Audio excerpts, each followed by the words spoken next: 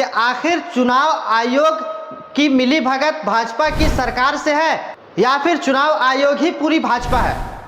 दोस्तों, बिहार में हो रही वोटिंग चोरी के खिलाफ आज पूरा विपक्ष के सांसद एकजुट हो चुका है। ये बात तो साफ हो चुका है कि वोटिंग की चोरी हुई है और आगे भी हो रही है, लेकिन इसको रोकने के लिए जब विपक्ष एकजुट हो चुका है और विपक्ष के सांसदों ने आज सांसद भवन से लेकर चुनाव आयोग तक पैदल मार्च निकाला, जिसे रास्ते पर रोक दिया गया। अगर सांसद में ही सांसद लोग विरोध प्रदर्शन कर रहे हैं और उनको रोक दिया जा रहा है, तो सोचिए आम आदमी की क्या हालत हो रही होगी।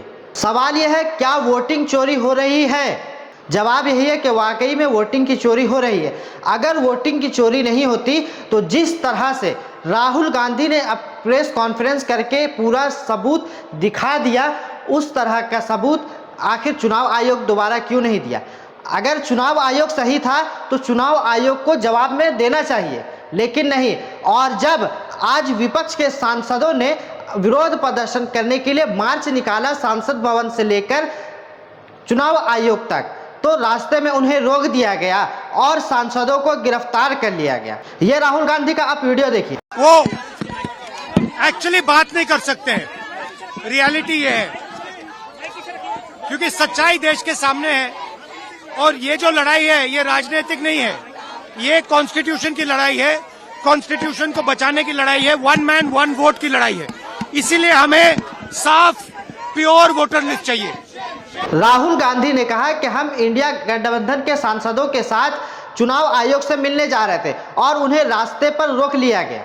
अब सवाल यह है कि आखिर चुनाव आयोग की मिलीभगत भाजपा की सरकार से है या फिर चुनाव आयोग ही पूरी भाजपा है? अब कोई शख्स गलत कहता है और वो गलत नहीं होता, अपनी बेगुनाही में वो शख्स सफाई देता है। लेकिन यहाँ जब राहुल गांधी ने वोटिंग चोरी की खुलासा किया, it is critical that we expose voter चोरी। इस कैंपेन का पूरा समर्थन कीजिए, please support this campaign fully. हमारे वेबसाइट पे पूरा का पूरा इंफॉर्मेशन है, डेटा है, आप इस मूवमेंट में शामिल होइए और हिंदुस्तान में जो वोटर चोरी हो रही है उसको रोकने का काम कीजिए। धन्यवाद। और पूरा मामला सामने ला दिया, तो इसके जवाब में चुनाव आयोग ने अपनी सफाई क्यों नहीं दी? ये सवाल इसलिए है क्योंकि चुनाव आयोग मिली भगत है और वोटिंग की चोरी सरासर गलत हो रही है। क्योंकि ये मामला बिहार चुनाव है इसलिए नहीं, आपको बता दें दिल्ली के चुनाव के समय में भी वोटों की कटिंग हुई थी। कुछ लोगों के वोटर कार्ड वोटर लिस्ट से नाम हटा दिए गए थे, जिसके बाद भाजपा की सरकार बनी।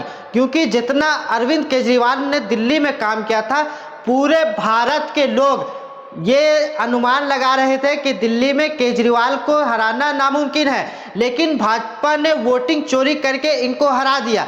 और अब बिहार में जिस तरह से वोटिंग चोरी की घटना सामने आ रही है, ये आपको दिखाने के लायक है।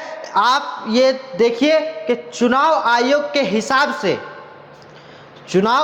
हिसाब से बिहार में सबसे ज्यादा उम्र दराज के वोटर हैं। चुनाव आयोग के मुताबिक बिहार में दुनिया के सबसे ज्यादा उम्र दराज वोटर है।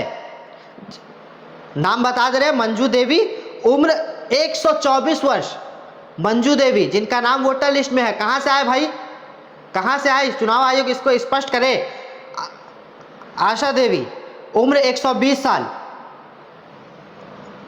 मंतुरिया देवी उम्र 119 साल। बताइए, 60 साल की जिंदगी है, कोई जी रहा है तो 60 साल से 80 साल या उससे ज्यादा हुआ तो 110 साल।